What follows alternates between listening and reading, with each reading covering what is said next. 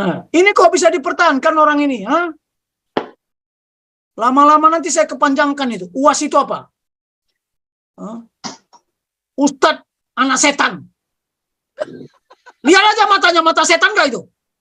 Lama-lama jengkel saya. Ini penginsan. Harus jadi dibaca kepalanya, tau gak? Hukum pemimpin.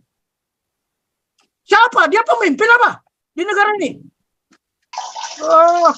Mereka di Jombang itu kan itu daerah NU. Jadi ini perbuatan mereka ini udah kacau balau. Jadi udah mendarah daging. Jadi kacau negara ini. Terus kemarin saya dengar di TV ya, di Rudy Kamri interview seseorang Habib. Dia katakan MUI ini isinya udah 80% khilafah. Nah terus kita ini rakyat jelata ini mau ngomong apa? Iya kan? Nah, jadi so what's next? Saya ini selalu lihat ke depan, visioner. Saya lihat ke depan. Maunya gimana? Satu, dia yang 80% itu di Majelis Ulama Indonesia, bukan di NU. No, MUI. Saya bilang MUI. Oh iya. Oh, MUI. Ya. Terus jadi option kita ini apa? Satu ya kita perang. Tapi perang saudara. Jadi, tapi problemnya ini, is it worth it? Nah, ini kan korban pasti banyak. Satu. Kedua. Nah, tapi sejak reformasi, bahkan komandan teritorial mau dibubarkan. Kotor-kotor itu mau dibubarkan. Itulah berbedanya kita dengan Amerika. Amerika belajar ke kita tentang teritorial, kita malah membubarkan. Benar. Dia sudah memperkirakan, what if jika para elit-elit partai ini jadi presiden, pasti kacau. Ya memang kacau. Makanya saya sarankan ya, ini harus militer ini memimpin 2024 ini. Amin. Tapi jangan, bukan saya ya, saya nggak akan mau. Saya udah 70 tahun, saya mau istirahat lah. Mau menikmati hawa gunung ya. Benar. Harus tentara yang mimpin ini, karena nggak tahu situ Pak. Nanti saya jawab, ya. Silakan Pak Santi Amer, tolong dimoderasi, jadi moderator, kita membahas diskusi kita hari ini. Jadi itu tadi ya, kalau kita mau lihat, ya banyak yang tidak paham tentang apa, ya itu tadi, ya makna dan substansi yang ada di Pancasila, ya sebagai satu-satunya ideologi bangsa, ya dan dasar negara. Dan amanat pembukaan satu-satunya landasan konstitusional berbangsa, bernegara di negara kesatuan Republik Indonesia ini. Tidak ada yang lain. Satu-satunya. IKA. Di dalam apa? Mengabdi kepada bangsa dan negara ini. Ya. Kita hanya berpesan. Mari kita pertahankan Pancasila. Dan amanat pembukaan Undang-Undang Dasar Republik Indonesia sampai napas terakhir, defense until the last breath. Itu saja. Silakan Pak Santi Amer. Oke, terima kasih Pak Tobing atas penjelasan yang luar biasa. Kalau bukan kencang suaranya bukan Pak Tobing ya, itu tapi karena semangatnya menggebu-gebu dan mungkin tergalau melihat para penyelenggara negara ini seperti gimana gitu ya. Jadi saudara-saudara sekalian, teman-teman, satu pertanyaan sebelum Pak Andi USA, atau mungkin juga nanti sekalian dilanjutkan. Pak Jokowi, Pak Junias, salahnya apa? Instruksinya udah jelaskan, anak buah tidak melaksanakan, copot anak buah, itu jangan dibiarin. Memang bukan dia yang melaksanakan, Pak. Saya sebagai general manager, saya kasih instruksi ke anak buah saya cek, dilaksanakan, copot. Kalau nggak saya geser. Ini Pak Jokowi gitu, itu kritik kepada Pak Presiden lah, jangan dibiarkan. Kalau misalnya instruksinya udah jelas nggak dijalankan, loh, memang itu tugas menteri, tugas sendiri jangan copot, geser, kan gitu. Tapi mungkin dia takut kepada partai itu yang bikin. Jadi ini kembali lagi ke partai. Oke, lanjut Pak Andi USA, itu sebagai pembukaan aja. Terima kasih Pak. Lanjut Pak USA. Shalom, aloha Pak Jenderal. Merdeka melawan. Mana di Pak Andi ini? sorry. Ya, kita nggak Nah, merasa kalau kita ini masih dalam penjajahan, dijajah orang Arab. Thank you. Ini loh Pak Topeng ya. Saya cepat aja. Saya ada meeting ini in the next 5 minutes. Anyway, so jadi kemarin itu saya ini pengen marah, jengkel tuh gimana tuh Pak Paul kemarin bilang katanya semua penutupan perusahaan gereja semua ini itu adalah tingkah laku dari NU, ya kan? Nah, kalau bicara dengan NU, menteri agamanya orang NU, terus si Maruf Amin ini bekas MUI ini orang NU juga, jadi udah dikontaminated, ya kan? Contoh soal waktu kejadian di pesantren Jombang itu kan udah menterinya udah nutup, dibuka lagi kan, itu yang ada pencabulan banyak santriwati yang sampai banyak yang hamil segala macam. Akhirnya kan dibuka lagi. Ya oleh itu mereka di Jombang itu kan itu daerah NU. Jadi ini perbuatan mereka ini udah kacau balau, jadi udah mendarah daging, jadi kacau negara ini. Terus kemarin saya dengar di TV ya, di Rudy Kamri interview seseorang Habib, dia katakan MUI ini isinya udah 80% khilafah. Nah terus kita ini rakyat jelata ini mau ngomong apa? Ya kan? Nah, jadi so what's next? Saya ini selalu lihat ke depan, visioner. Saya lihat ke depan. Maunya gimana? Satu, dia kenapa? yang dia 80% itu di Majelis Ulama Indonesia, bukan di NU. No, MUI. Saya bilang MUI. Oh iya. Oh, MUI. Ya. Terus jadi option kita ini apa? Satu ya kita perang. Tapi perang saudara. Jadi tapi problemnya ini, is it worth it? Nah, ini kan korban pasti banyak. Satu. Kedua, kita bubar aja NKRI ini, bubar negara sendiri-sendiri aja, ya kan? Ketiga, kalau rakyat yang punya duit ya cabut aja keluar dari Indonesia. That's the only three option. So, what do you think, Pak Jenderal? Oke, thank you. Saya mute aja. Saya ada meeting soalnya. Thank you very much. lanjut Pak, silakan Pak Junias. Jangan langsung ditinggalkan dong, dengar dulu penjelasan Pak Junias. Silakan Pak Junias. Saya monitor Pak, teman saya nggak bisa Oke, komen. mantap. Silakan Pak Junias.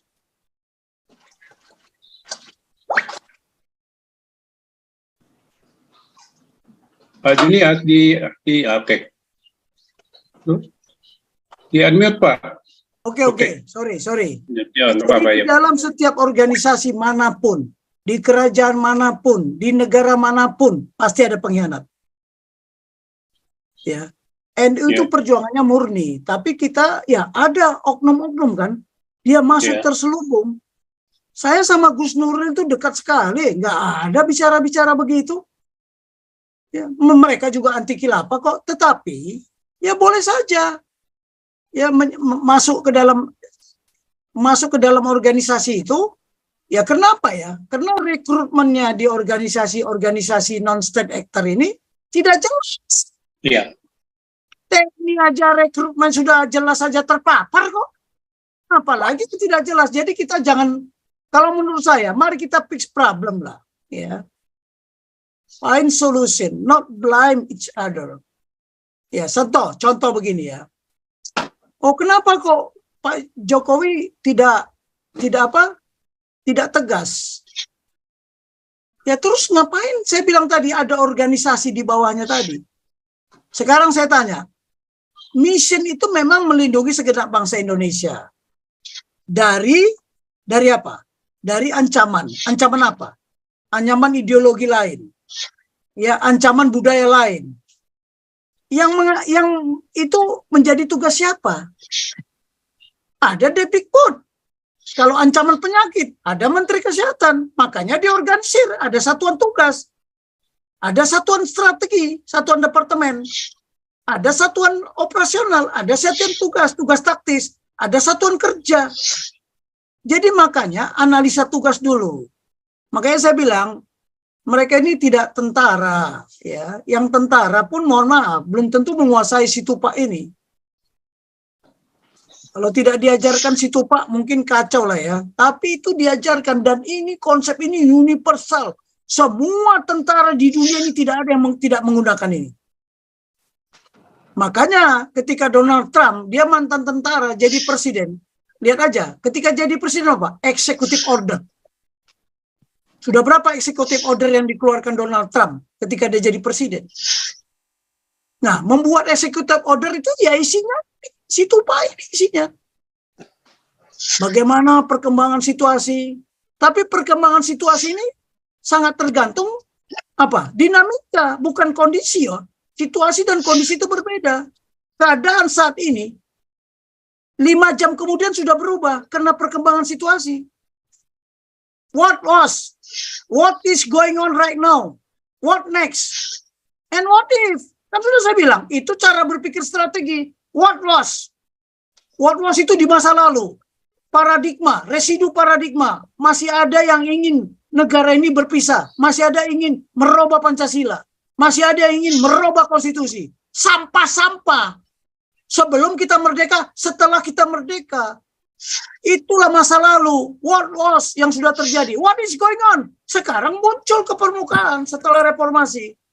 Kita reformasi bukan transformasi sekarang ini. What next? Tadi udah kita pikirkan, pasti babak belur negara ini. Pasti hancur. Pasti bunuh-bunuhan. Mau? Silakan. What if? Itu tadi kalau peranggapan kita tadi, kita ini ramalan ya. Perkiraan yang akan terjadi. Seperti ini. What if? What if? Kalau dia dibiarkan, what if? Nah itu tadi. Jadi harusnya ya kalau presiden sampai turun tangan, apa artinya? Ya tidak bekerja di bawahnya. Kepala daerah, wakil pemerintahan pusat. Dia tidak tahu nggak kepala daerah itu kontingensi? Suruh masukkan ke Zoom ini, biar dia cerita kontingensi itu seperti apa. Keadaan chaos itu seperti apa, kondisi itu seperti apa, darurat itu seperti apa. Hati-hati. Makanya saya bilang apa dari awal tadi. Ya kan, ini kan konflik paradigma. Ya di sini apa? Terminologi antara amanat konstitusi. Ya, ini. Nah, di sini kan pemahaman paradigma situ Pak ini tahu nggak? Ini loh. Rencana tindakan menghadapi kontingensi. Sudah berapa tahun ya masalah-masalah beribadah ini menjadi masalah?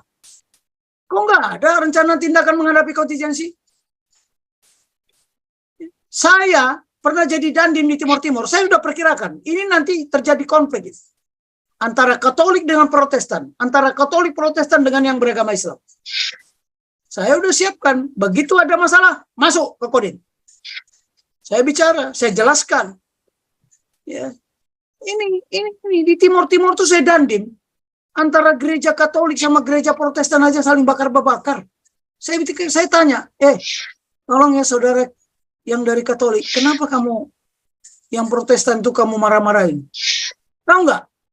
Kalau orang Protestan berdoa tutup mata. Loh, coba gimana? Hanya gara-gara cara berdoa. Coba, kalau kami berlutut, orang Kristen lagi berdiri. Jadi, ya bisa biar tahu aja.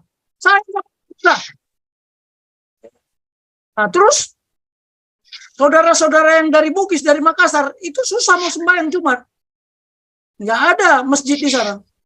Tapi apa? Udah, kalian pakai aula Kodim itu untuk sembahyang. Sama aja kan?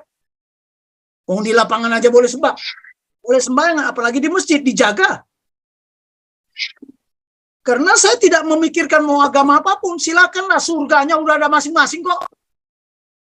Surga menurut mereka, nerakanya pun sudah ada masing-masing. Yang begini-begini ini janganlah. Jadi bagaimana rencana tindakan menghadapi kontingensi? Ada nggak gubernur, bupati, camat, kepala desa paham tentang kontingensi? What does it mean kontingensi? Ini kontingensi ini keadaan krisis. Bisa disebabkan oleh manusia, perbuatan manusia. Contoh, teroris. Ya. Itu menara kembar itu bukan akibat itu. Bali itu bukan akibat buatan manusia. Bencana nggak itu? Bencana. Tapi ada yang perbuatan alam. Jadi sebagai pimpinan di sana apa kerjanya? Digaji, dikasih fasilitas, rumah, mobil, telepon, semua dikasih fasilitas. Ya ada. Itulah yang saya bilang. Sudah tidak berkarakter, tidak punya kompetensi. Sudah IQ-nya mungkin di bawah monyet, ya kan? Bagaimana kualitas implementasi Pancasila dan anak pembukaan Undang-Undang Dasar 1945 secara murni dan konsekuen? Itulah yang harus kita kerjakan. Jadi seorang pemimpin, seorang negarawan, saya kasih tahu, kalau bisa menggunakan empower, mengapa harus menggunakan power? Ya, saya nggak tahu ya, TNI itu dulu waktu saya jadi Dandim masih berlaku tuh komando teritorial. Ya, komando teritorial itu ada motonya itu, lambung rujak, menyelam, ya, lambung, bung menghubungi, kemudian ru mempengaruhi, terakhir mengajak. Nah, tapi sejak reformasi, bahkan komandan teritorial mau dibubarkan. Kotor-kotor itu mau dibubarkan. Itulah berbedanya kita dengan Amerika. Amerika belajar ke kita tentang teritorial, kita malah membubarkan. Saya pelatih multinasional loh ya. Tanya ke Hawaii sana. Ya. Nanti saya tunjukkan di sini videonya. Saya tidak perlu sombong. Ya. Leadership is not a position, it's not a title, it's not a rank. Ya, but it is an action. Apa aksi nyata? Apa wujud nyata? Apa outputnya dari aksinya? Kalau aksi nggak ada output, nggak ada gunanya. Output juga harus jadi outcome, bermanfaat. Kita nggak bisa kalau kita hanya ngomong-ngomong doang. Kita sekarang terjebak sama ahli-ahli ngomong itu, ahli menata kata, bukan ahli menata negara. Kita butuh ahli menata negara. Bagaimana menata negara kalau rencana krisis saja nggak tahu? Ya, tolong, ini ada kendala di komputer saya ini. Oke, saya kira kita harus menggunakan empower dulu. Ya, makanya di dalam manajemen strategis, kalau bisa soft power, apa tidak? Ya, kalau tidak soft power nggak mempan, smart power. Tak bisa lagi pakai hard power. Jadi tingkatannya itu ketiga. Terakhir, kalau cara Cina apa? Sharp power. Kekuatan yang tajam, bangsu potong. Koruptor potong kepalanya. Tapi soft power dulu. Ya, kalau tadi Presiden sudah menyampaikan seperti itu, terus bawahannya nggak bekerja. Itu tadi saya kan berkatakan, ada tugas limpahan, ada tugas yang dicari sendiri. Di militer diajarkan bagaimana kita mencari tugas sendiri. Kalau tidak ada perintah dari atas, kita harus cari. Dari mana pedomannya, kompasnya mana? Ya, pembukaan konstitusi. Saya jadi komandan Kodim, saya jadi Kapolres. Saya alat negara, melindungi segenap bangsa. Itu tugas semua orang, semua institusi dan pemerintahan. Tolong belakan ya, institusi negara dan institusi pemerintahan. Bedakan. Sebagai alat negara tunduk kepada konstitusi, bukan kepada pemerintah. SKB 2 Menteri itu pemerintahan, bukan negara itu. Ya, makanya disebut apa? Alat negara. Sumpah prajurit juga udah dirubah. Dulu setia kepada pemerintah dan tunduk kepada perundang-undangan. Sekarang nggak ada itu. Setia kepada negara kesatuan Republik Indonesia yang berdasarkan Pancasila. Mantap, betul itu. Itu dirubah sudah sama Pak Beni. Benar. Dia sudah memperkirakan what if jika para elit-elit partai ini jadi presiden. Pasti kacau, ya memang kacau. Makanya saya sarankan ya, ini harus militer ini memimpin 2024 ini. Amin. Tapi jangan, bukan saya ya, saya nggak akan mau. Saya udah 70 tahun, saya mau istirahat lah. Mau menikmati hawa gunung ya.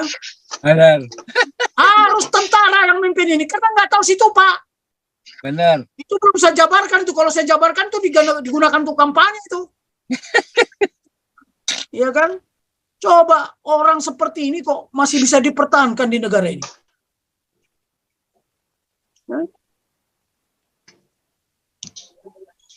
Nah, ini kok bisa dipertahankan orang ini, ha? Lama-lama nanti saya kepanjangkan itu. UAS itu apa? Ustadz anak setan. Lihat aja matanya, mata setan gak itu? Lama-lama jengkel saya. Ini penginsan. Harus jadi dibaca kepalanya, tau gak? Hukum pemimpin. Siapa? Dia pemimpin apa? Di negara ini? Pak Tobing. Apa? Ini ada debat. Oke. Pak Tobing, siapa yang melindungi itu si untuk anak setan itu? Pasti ada backingannya, itu yang dipenggal dulu. Ya sudahlah, kan sudah kita dilahirkan oleh Tuhan dulu. Adam dan Hawa sudah makan buah pengetahuan yang baik sama buah pengetahuan yang jahat. Ini aja 2 orang aja nggak sama pengetahuannya, beda kan? Nih, itu yang saya bilang konflik. Nah, Pak Tobing, kita ini nggak oke lah ya. jujur. Bilang Jadi aja dia gini, Ma'ruf ya. Amin. Jawaban saya ke Pak Teddy, Pak siapa tadi, Pak Andi ya, karena udah meninggalkan lapangan pertempuran. Jadi saya bilang, Katanya kupingnya sakit. Kupingnya sakit. Kupingnya sakit. oh iya, jadi kita jangan bilang ini konstitusi salah, ini salah. Tidak ada yang melindungi konstitusi, makanya kita tidak bisa merdeka. Itu tadi si Michael Bloomberg itu bilang apa? Ya kan? Ini kan jelas dia bilang apa ini? Michael Bloomberg is no defender. Defender itu apa? Defender itu yang apa? Laskar-laskar, patriot-patriot yang mempertahankan of the Constitution. Ya, gimana cara menghilangkan ini ya? Nah, itu jadi sorry aja lah ya. Saya bukan apa-apa, tapi kita bicara bukan karena saya ya. Bukan saya ingin memaksa. Ya, bukan supaya semua orang seperti saya. Tidak, kita. Sejak reformasi kita hilang kekitaan. Kita hilang kekitaan. Tapi lebih cenderung ke kamu-kamuan, ke kami-kamian. Kekitaannya hilang. Bhinneka Tunggal Ika. Tanhana Dhamma Manggurua itu hilang. Hati-hati. Oke, silakan tanya berikutnya. Saya Pak. Siapa ini? Saya. Silakan Pak Teddy. Silakan Pak Teddy. Oh, oke Pak Teddy. Ya, Pak. Kau bilang kau menang debat, lawan domba yang sesat. Kau bilang banyak yang tobat.